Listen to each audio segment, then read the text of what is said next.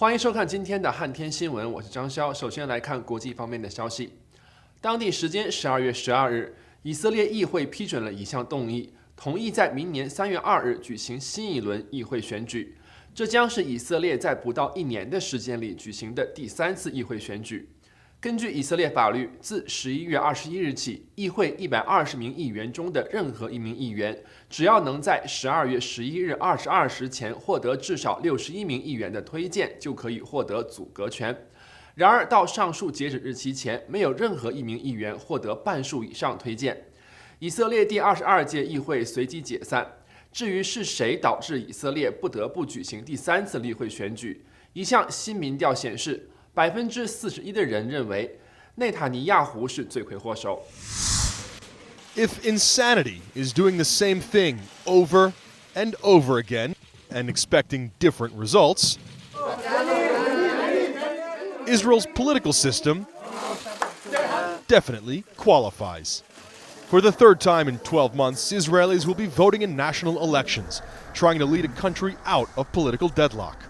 It's election deja vu, the same candidates, the same issues, and possibly similar results. Prime Minister Benjamin Netanyahu versus his now familiar foe, former military chief of staff Benny Gantz. Netanyahu has now failed to put together a government twice. He'll be indicted for bribery and fraud and breach of trust in 3 separate corruption cases, but it's done little to shake his support, the 70-year-old leader casting the indictments as a media-driven, attempted coup to topple him. A rival within his own party has emerged to challenge him, but Netanyahu remains the face of Israel's right wing. Gantz's blue and white party emerged from the last elections with the most seats, but he was also unable to form a government, and no other politician emerged who could garner the necessary support to lead. Netanyahu's election strategy until recently was largely based on President Donald Trump, but as Netanyahu failed 2 straight times to pull out a victory, Trump was no longer the gift that kept on giving. The leader facing indictment could no longer rely on the leader facing impeachment. Israel hasn't had a properly functioning government since Christmas Eve of last year, and there's no promise a third election will change anything. Israel remains stuck in political nowhere. Is this the middle of nowhere or nearing the end? Well, we began talking about the possibility of a third election the day after the second election back in September, and we have already begun discussing the possibility of a fourth election later next year. In fact, one member of Knesset suggesting setting the date for it right now if nothing changes in the political deadlock that has now gripped Israel for a year. Oren Lieberman, CNN, Jerusalem. 日前，还有至少8人在新西兰怀特岛发生的火山爆发灾难中失踪，而死亡人数也上升至少8人。另外，还有30多人在灾难发生当时待在岛上，在受到营救之后，依然在附近医院接受治疗。其中一名事件经历者接受了采访，讲述了他们从欢乐的旅行突然转变成为地狱般噩梦的经历。Monday was a picture-perfect day to visit White Island. Crystal blue skies, sunlight bouncing off the lunar-like landscape. Raw, rugged, natural beauty lures thousands to this New Zealand treasure each year. Beautiful yellows and whites and crystals, but knowing that, just below the surface it's so violent, so hot, so explosive. The trip was Jeff Hopkins' 50th birthday gift from his daughter, Lilani. We weren't in any hurry to get off the island. I'm thinking where I'm going to sit on the boat so we can get some awesome shots of the island as we leave. He took this photo at 2:07 p.m. Those dots are people, who are in the crater. On the crater lake, on the edge of the crater lake. And then 4 minutes later.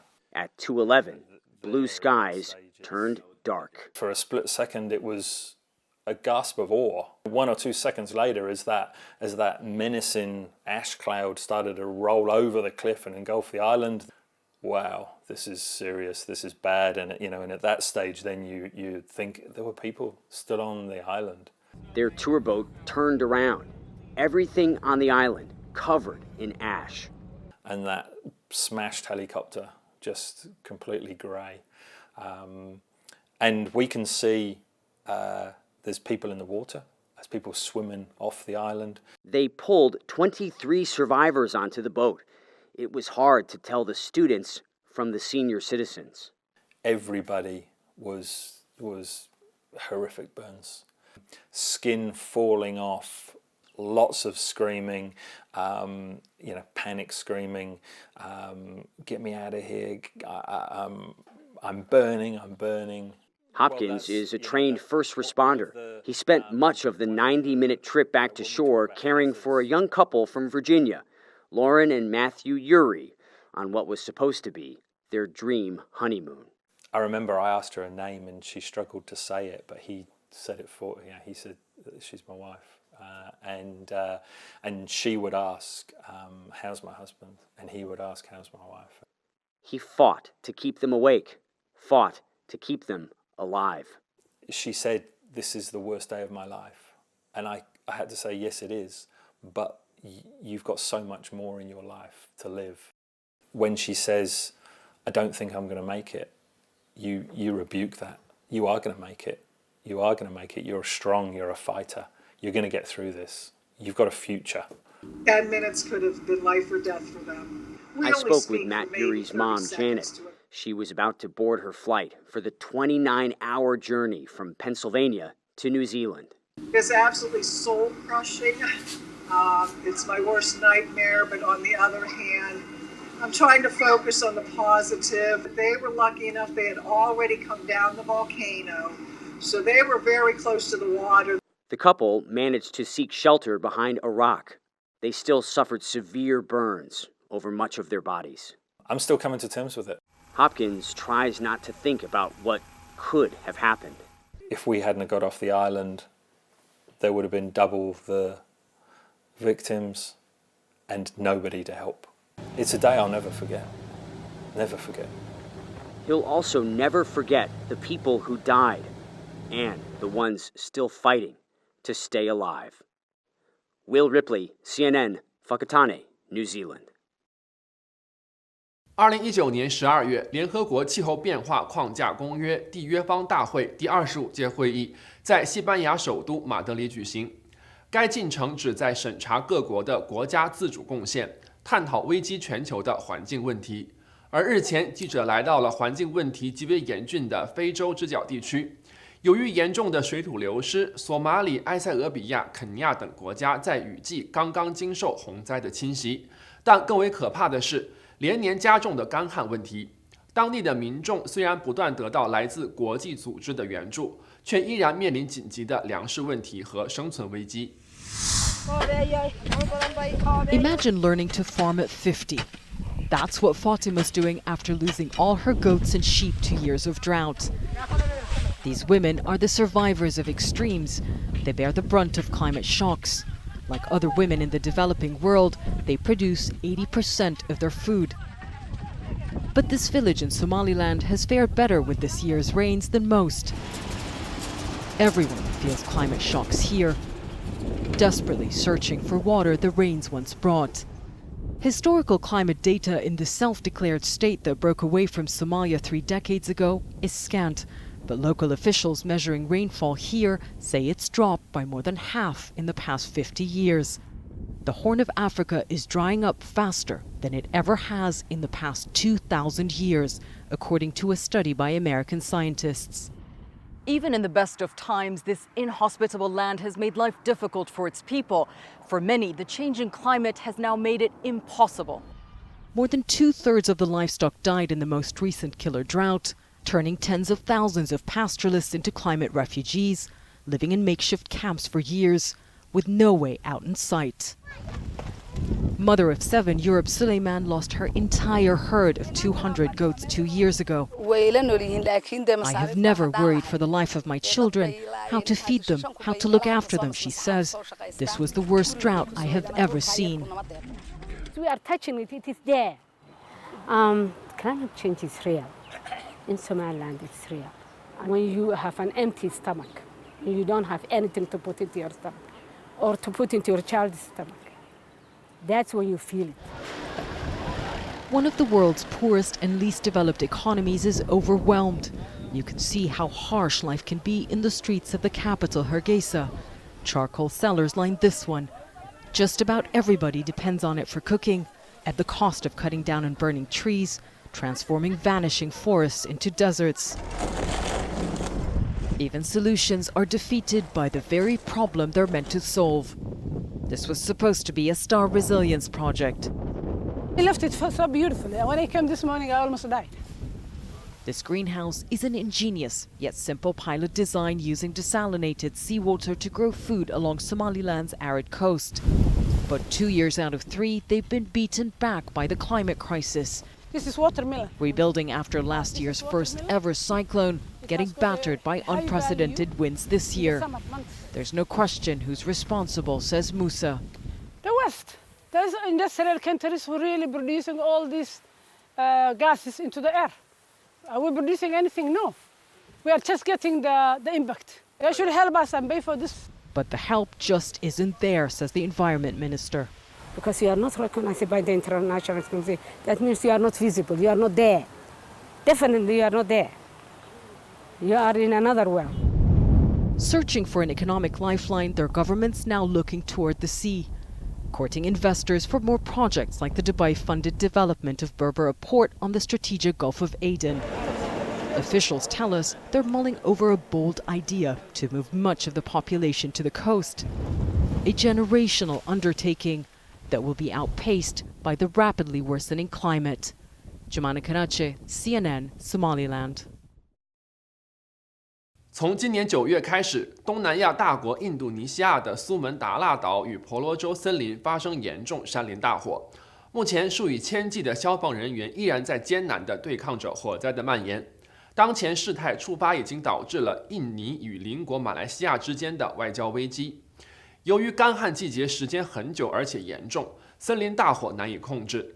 大火的产生的烟和雾霾不仅对人们的生活产生了影响，对婆罗洲特有的猩猩群体也造成了灭顶之灾。A grinding battle deep in the jungle. Firefighters on the Indonesian island of Borneo struggle to control a forest fire that threatens a national park. This is just brutal work they're doing here. Toxic smoke in the tropical heat. We are fighting here almost 2 weeks already. In here, stay in here, sleep in here. The rainforests in Indonesia are burning. Firefighters have been battling this blaze for weeks, and at its peak this summer, there were thousands of similar fires in other parts of the country. They're fighting on the ground and in the air. These are aerial firefighters, and right now we're on a water bombing mission. Helicopters dump giant buckets full of water on the flames. Bombs away! Firefighters say this crisis was ignited by man.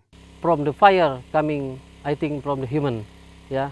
You think humans started this? Yes, of course. An unusually dry summer fueled this inferno, visible from space.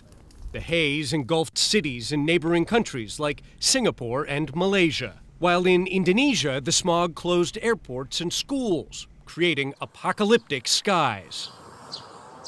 Yes, sometimes it feels like science fiction. This doctor saw panicked civilians flood his hospital. Indonesian authorities estimate about 1 million people suffered respiratory problems. Be grateful to the air that we have that is not toxic like this, because not everyone can enjoy a fresh air. The forest fires also threatening one of Asia's last great rainforests, home to orangutans, symbols of an entire ecosystem under threat. This is Poppy, and she's a 1-year-old example of one of the world's most endangered species. Right now, she's attending a class in jungle school. Poppy! Activists from the Center for Orangutan Protection take orphaned animals and teach them to survive, and hopefully one day return them to the wild. As Borneo's rainforests shrink, the orangutan population has plummeted. The threat is deforestation, maybe because of illegal logging or like conversion of the forest to the make building or something by human, and also for the forest burning. These activists also rescue and relocate orangutans stranded by mass deforestation. The clash between man and nature on display when an ape confronts the heavy machinery ripping down its home. And this is what's replacing much of Borneo's jungle. Sprawling plantations of palm trees, Indonesia's most lucrative cash crop. Palm fruit like this makes a vegetable oil used in around half of all household products sold in your neighborhood grocery store. As palm oil exports ballooned over the last 20 years, so did the Indonesian territory used to grow palms. It's now bigger than entire countries like England or Greece. It's now way out of our control in Indonesia. Even this industry insider is calling for stricter government regulation of the palm oil industry. If we just do it halfway, we should always expect this forest and land fire in the future. But this cash crop has also lifted millions of Indonesians out of poverty. People like this farmer. Before I grew palms, I couldn't even afford to feed my children chicken, he tells me. Farming palm, I've been able to buy a TV and a refrigerator. The cheapest way to clear land for farming is to burn it. The government says it's trying to crack down on these man-made fires. For us, the forest fire is a serious crime. Officials show me how they use thermal satellite imagery to detect fires to then prosecute palm oil companies. They say they've opened cases against 21 companies in the last 4 years. But some activists fear it's too little, too late.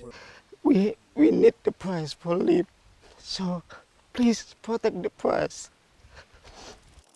Ramadhani is trying to reintroduce a rescued orangutan named Michelle to the wild. But the island halfway house where she now lives is in the shadow of a growing coal mine. Yet another industry, yet another threat. Michelle's protectors fear that in 20 years' time, there may be no forests left for these incredible animals. Ivan Watson, CNN, Indonesian Borneo. 休息一下，马上回来。